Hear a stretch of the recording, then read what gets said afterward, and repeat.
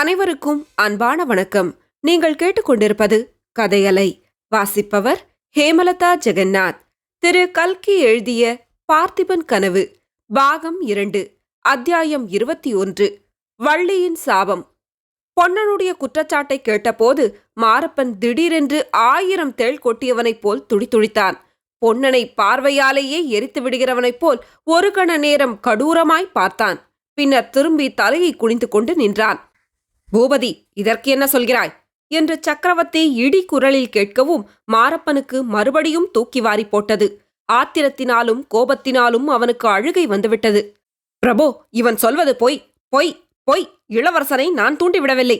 இவர்களுடைய சதி ஆலோசனையை பற்றி நன்றாய் தெரிந்து கொள்வதற்காக சிறிது காலம் இவர்களுக்கு உதவியாய் இருப்பது போல் நடித்தேன், அவ்வளவுதான். உடனுக்குடனே தங்களுடைய தளபதி அச்சுதவர்ம பல்லவரிடம் எல்லா விவரங்களையும் சொல்லிக் கொண்டிருந்தேன்.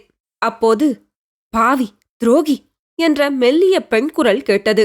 சக்கரவர்த்தி, யாரது என்று அதட்டிவிட்டு சுற்றுமுற்றும் பார்த்தார். அந்த குரல் வள்ளி நின்ற திசையிலிருந்துதான் வந்தது. ஆனாலும் வள்ளி சக்கரவர்த்தி அந்த பக்கம் பார்த்தபோது பரமசாதுவைப் போல் நின்றாள். மாரப்பன் சிறிது தைரியமடைந்து, பிரபு, விக்கிரமனை இந்த அடிமை தூண்டிவிடவில்லை, இது சத்தியம். அவனை தூண்டிவிட்டது யார் என்று எனக்கு தெரியும், சத்தியமாய் தெரியும். சமூகத்தில் கட்டளை பிறந்தால் சொல்லுகிறேன் என்றான்.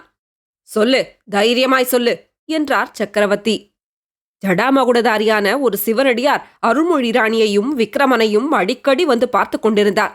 அவர் உண்மையில் சிவனடியார் இல்லை, கபட சந்நியாசி. அவர்தான் விக்கிரமனை இந்த பயங்கரமான காரியத்தில் தூண்டிவிட்டார்.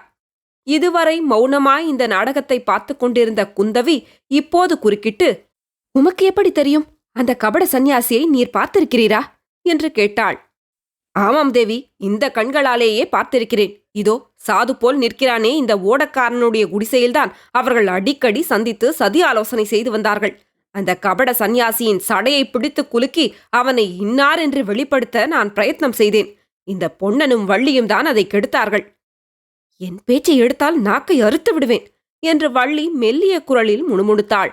சக்கரவர்த்தி அவளை பார்த்து புன்னகையுடன், பெண்ணே, அடிக்கடி உன் உதடுகள் அசைகின்றன, ஆனால் வார்த்தை எதுவும் வெளியில் வர காணோம். உனக்கு ஏதாவது சொல்ல வேண்டுமானால் பயப்படாமல் சொல்லு என்றார். உடனே வள்ளி சக்கரவர்த்தியை பார்த்து கும்பிட்டு கொண்டு, பிரபு, இவர் சொல்வதெல்லாம் பொய். சிவனடியார் இளவரசரை தூண்டிவிட்டார் என்பது பெரும் பொய். சாமியார் பெரிய மகான். அவர் அடிக்கடி வந்து ஆறுதல் சொல்லிக் கொண்டிருந்தபடியால் தான் எங்கள் மகாராணி இன்னும் உயிரோடு இருக்கிறார். அவர் இளவரசரை இந்த காரியம் வேண்டாம் வேண்டாம் என்றுதான் சொல்லிக் கொண்டிருந்தார். இளவரசருடைய மனத்தை மாற்ற முடியவில்லை. சாமியார் மேல் பொய்யாக குற்றம் சுமத்துகிறவர்கள் பாவிகள், சண்டாளர்கள். அவர்கள் நரகத்துக்குத்தான் போவார்கள் என்றாள். நிறுத்து பெண்ணே, போதும் சாபம் கொடுத்தது என்று சக்கரவர்த்தி சொல்லி குந்தவியை நோக்கி புன்னகையுடன், பார்த்தாயாம்மா என்றார். பார்த்தேன். அந்த சாமியாரின் மந்திரத்தில் இந்த பெண்ணும் நன்றாய் மயங்கி போயிருக்கிறாள். இவர்களில் ஒருவராவது முழுதும் உண்மை சொல்வதாக எனக்கு தோன்றவில்லையப்பா. ஒவ்வொருவரும் மனதில் ஒரு நோக்கத்தை வைத்துக் கொண்டு பேசுகிறார்கள் என்றாள் குந்தவி. அப்போது சக்கரவர்த்தி மாரப்ப பூபதியை பார்த்து, பூபதி, உன்மேல் ஏற்பட்ட சந்தேகம் தீரவில்லை. போனால் போகிறதென்று இந்த தடவை மன்னித்து விடுகிறேன். சேனாதிபதி பதவிக்கு நீ இப்போது ஆசைப்படுவது வீண். அந்த பதவிக்கு உன்னுடைய தகுதியை இனிமேல்தான் நீ நிரூபிக்க வேண்டும். அதுவரையில் உன் பேரில் வேறு குற்றம் ஏற்படாதபடி பார்த்து கொள்ள வேண்டும். தெரிந்ததா? இப்போது நீ போகலாம் என்று மிக கடுமையான குரலில் கூறினார். மாரப்ப பூபதி சப்த நாடியும் ஒடுங்கியவனாய் வெளியேறினான். அந்த சமயத்தில் ஒரு சேவகன் உள்ளே வந்து சக்கரவர்த்திக்கு அடிபணிந்து ஒரு ஓலையை நீட்டினான். சக்கரவர்த்தி அதை வாங்கி படித்ததும், ஓடக்காரா, நீயும் உன் மனைவியும் இப்போது போகலாம். பிறகு உங்களை கவனிக்கிறேன். உன் மனைவியை அந்த சிவனடியார் விஷயத்தில் மட்டும் கொஞ்சம் ஜாக்கிரதையாக இருக்க சொல்லு. அவருடைய மந்திரத்தில் அவள் ரொம்பவும் மயங்கியிருக்கிறாள் போல் தோன்றுகிறது என்றார்.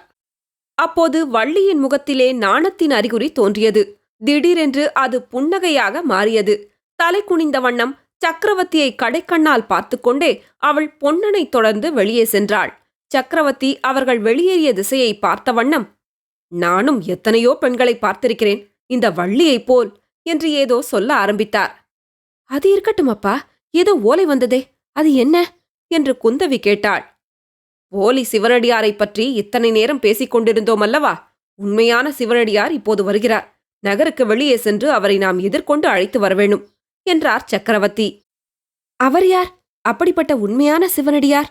அப்பா, ஒருவேளை நமது அப்பர் பெருமானோ அவரை பற்றி கொஞ்சம் அபச்சாரமாக நினைத்தேன். அடிகளை மறுபடியும் தரிசித்து அவரிடம் மன்னிப்பு கேட்க வேண்டும் என்றாள் குந்தவி. குழந்தையாகிய நீ அபச்சாரமாக நினைத்ததனால் அவருக்கு என்ன குறைவு நேர்ந்துவிடப் போகிறது?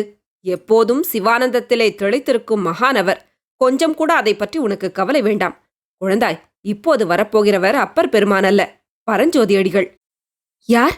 உங்களுடைய பழைய சேனாதிபதியா? உங்களுடன் வாதாபிக்கு வந்து புலிகேசியை வெல்ல உதவி புரிந்தவரா? அவர் உதவி புரியவில்லை குந்தவி. அவர்தான் புலிகேசியை வென்றவர். புற்றிலிருந்து ஈசல் கிளம்புவது போல் கிளம்பிய சளுக்கர் படைகளை துவம்சம் செய்தவர். அந்த மகாவீரர்தான் இப்போது அறையில் உடுத்திய துணியுடன் விபூதி ருத்ராட்சதாரியாய் ஸ்தல யாத்திரை செய்து கொண்டு வருகிறார். தமது பெயரை கூட அவர் மாற்றிக்கொண்டார். சிறு தொண்டர் என்று தம்மை சொல்லிக் கொள்கிறார். அவர் ஏன் சேனாதிபதி பதவியை விட்டார்? அவருக்கு ரொம்ப வயதாகிவிட்டதா என்று குந்தவி கேட்டாள். இல்லை, அவருக்கு அப்படி ஒன்றும் வயசாகவில்லை. அவர் சேனாதிபதி பதவியை விட்ட காரணத்தை இன்னொரு சமயம் சொல்கிறேன். இப்போது அவர் வரும் நேரம் ஆகிவிட்டது என்றார் சக்கரவர்த்தி. பிறகு, குந்தவி, பரஞ்சோதியுடன் கூட அவருடைய தர்ம பத்தினியும் யாத்திரை செய்து வருகிறார். அவர்களை எதிர்கொண்டு அழைத்து வரலாம். நீயும் வருகிறாயா என்று கேட்டார். அவசியம் வருகிறேனப்பா. அவர்களை பார்க்க வேண்டுமென்று எனக்கு எத்தனையோ நாளாக ஆசை என்றாள் குந்தவி. அத்தியாயம் 22. சிறு தொண்டர். உறையூருக்கு மேற்கே காவேரி நதியிலிருந்து சற்று தூரத்தில் ஒரு அழகான தாமரை குளம் இருந்தது. அந்தி நேரமானபடியால் அத்தடாகத்தை அழகு செய்த தாமரை மலர்களெல்லாம் அச்சமயம் இதழ் கூம்பியிருந்தன. மேல்வானத்தை பொன்மயமாக செய்து கொண்டிருந்த சூரியன் சுழலுகின்ற தங்கத் தகட்டைப் போல் அதிவிரைவாய் கீழே இறங்கிக் கொண்டிருந்தான். தாமரை குளத்தை சேர்ந்த படித்துறை மண்டபத்தில் சக்கரவர்த்தியும் அவருடைய செல்வ புதல்வியும் வந்து தங்கியிருந்தார்கள். மண்டபத்துக்கு சற்று பின்னால் வேல் பிடித்த வீரர்கள் ஒதுங்கி நின்றார்கள். பட்டத்து யானையும் புறவிகளும் சிறிது தூரத்தில் காணப்பட்டன. மேற்கு திக்கிலிருந்து காவேரி ஆற்றின் ஓரமாக வந்த சாலையை சக்கரவர்த்தி ஆவலுடன் உற்று நோக்கிக் கொண்டிருந்தார். குந்தவி தடாகத்தின் படிக்கட்டில் இறங்கி கீழ்ப்படியில் வந்து நின்றாள். தளதளவென்று விளங்கிய தாமரை இலைகளின் வனப்பையும் கூம்பிய தாமரை மலர்கள் மொட்டுகள் இவற்றின் அழகையும் அவள் சிறிது நேரம் பார்த்து மகிழ்ந்தாள். தாமரை இலைகளின் மேலே முத்து முத்தாக தண்ணீர் துளிகள் நின்றதையும், இளங்காற்றில் தாமரை இலைகள் அசைந்தபோது அந்த முத்துக்கள் அங்கும் இங்கும் ஓடி சில சமயம் ஒன்றோடொன்று கலந்தும் பிரிந்தும் விளையாடியதை பார்த்து களித்தாள். அப்போது தடாகத்தின் தெளிந்த நீரில் பிரதிபலித்த அவளுடைய உருவமானது தற்செயலாக அவள் பார்வையை கவர்ந்தது.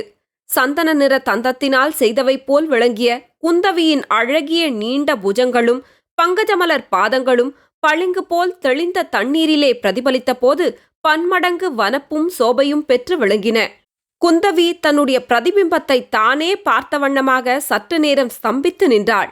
அந்த காட்சி கைதேர்ந்த சிற்பி ஒருவன் செய்த அற்புத அழகு வாய்ந்த தந்தப்பதுமை ஒன்றை உயர்ந்த ஆடை ஆபரணங்களினால் அலங்கரித்து அக்குளக்கரையில் நிறுத்தி வைத்திருப்பது போல் தோன்றியது.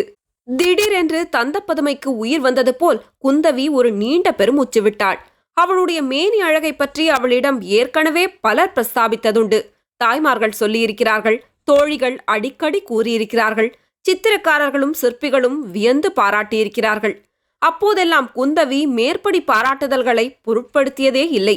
ஆனால் இப்போது அவள் தன் மேனி அழகை பற்றி தானே சிந்திக்கத் தொடங்கினாள். தோழிகள் அழகை பற்றி சொல்வதெல்லாம் வெறும் புகழ்ச்சி அல்ல, விளையாட்டும் அல்ல, உண்மைதான்.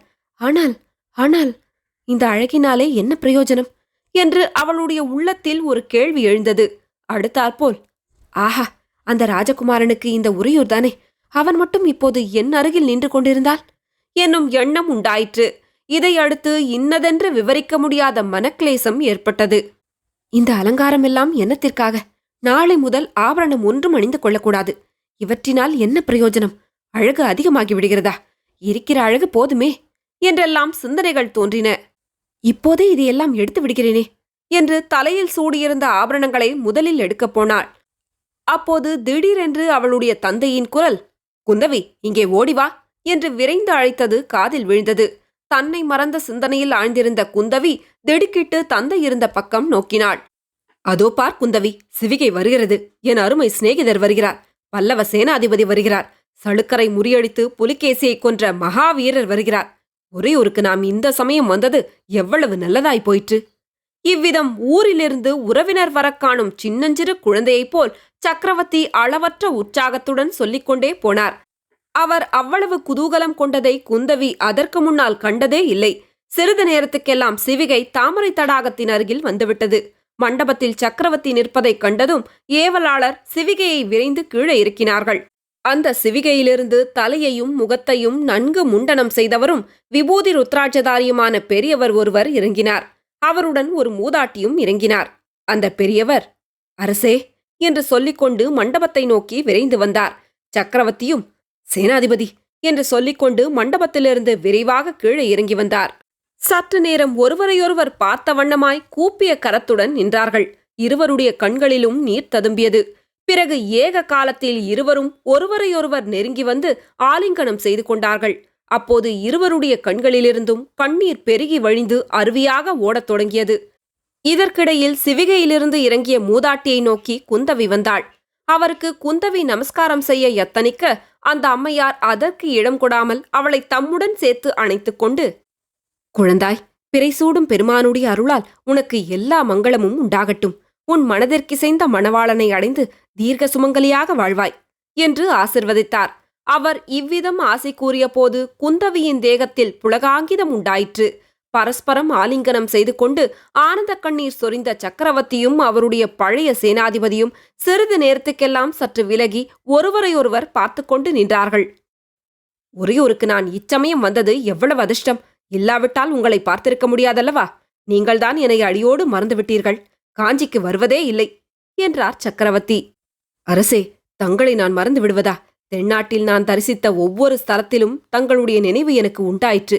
இந்த திவ்யக்ஷேத்திர யாத்திரையில் தாங்களும் என் கூட இல்லையே என்று எவ்வளவோ வருந்தினேன். கடைசியாக பழனிமலையில் எழுந்தருளியிருக்கும் ஆண்டவனை தரிசித்த போதும் தங்களுடைய நினைவுதான் எனக்கு. அவருடைய சந்நிதியில் நான் விரும்பியது உடனே நிறைவேறிவிட்டது. இங்கே வந்ததும் தங்களை பார்த்தேன். சேனாதிபதி, பிரபு, என்னை அவ்விதம் அழைக்க வேண்டாம். பரஞ்சோதி, அது என் பூர்வ ஜென்ம பெயர். அதை இப்போது கேட்க பிடிக்கவில்லை. கேளும் சிவபக்தரே, அவ்வளவு பெருமைக்கு நான் உரியவனல்ல பிரபு. இன்று இந்நாட்டில் மகான்களான சிவபக்தர்கள் எத்தனையோ பேர் இருக்கிறார்கள். அவர்களுக்கு தொண்டு புரியும் சிறு தொண்டன் நான். கேளும் சிறு தொண்டரே, நான் சொல்ல வந்த விஷயம் என்னவென்றால், சொல்லுங்கள் அரசே. இந்த உலகத்தில் நான் செய்து முடிக்க வேண்டிய காரியங்கள் இன்னும் 2 பாக்கி இருக்கின்றன. அவற்றை முடித்துவிட்டால் நானும் உங்களைப் போல் துறவு பூண்டு ஸ்தல யாத்திரை தொடங்கிவிடுவேன். ஆனால் உங்களைப் போல் தலையை முண்டனம் செய்து கொள்ள மாட்டேன். பார்த்தவர்கள் வசிஷ்டரோ விஸ்வாமித்திரரோ அல்லது அகஸ்திய முனிவர்தானோ என்று பிரமிக்கும்படியான ஜடாமுகுடம் தரிப்பேன் என்று சொல்லி சக்கரவர்த்தி நகைக்க சிறு தொண்டரும் கூட நகைத்தார். அவ்விருவருடைய சிரிப்பின் ஒலியும் அந்தி நேரத்தில் கூட்டை நோக்கி பறந்த பறவைகளின் குரல்களுடன் கலந்து நாற்றிசையும் பரவி எதிரொலி செய்தன. தொடரும். கதையலை உங்களுக்கு பிடிச்சிருந்ததுன்னா உங்க நண்பர்களோடும் உறவினர்களோடும் பகிர்ந்துக்கோங்க. நன்றி.